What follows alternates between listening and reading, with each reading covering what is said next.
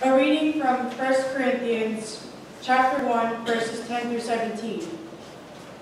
I appeal to you, brothers and sisters, in the name of our Lord Jesus Christ, that all of you agree with one another in what you say, and that there be no divisions among you, but that you be perfectly united in mind and thought.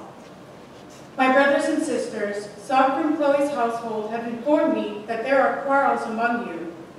What I mean is this: one of you says, I follow Paul, another, I follow Apollos, another, I follow Cephas, and still another, I follow Christ.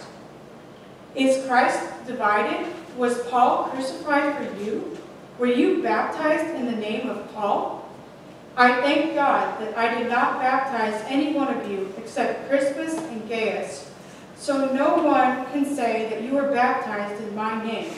Yes, I also baptized the household of Stephanas. Beyond that, I don't remember if I baptized anyone else. For Christ did not send me to baptize, but to preach the gospel, not with wisdom and eloquence, lest the cross of Christ be emptied of its power. The word of the Lord. Thanks be to God.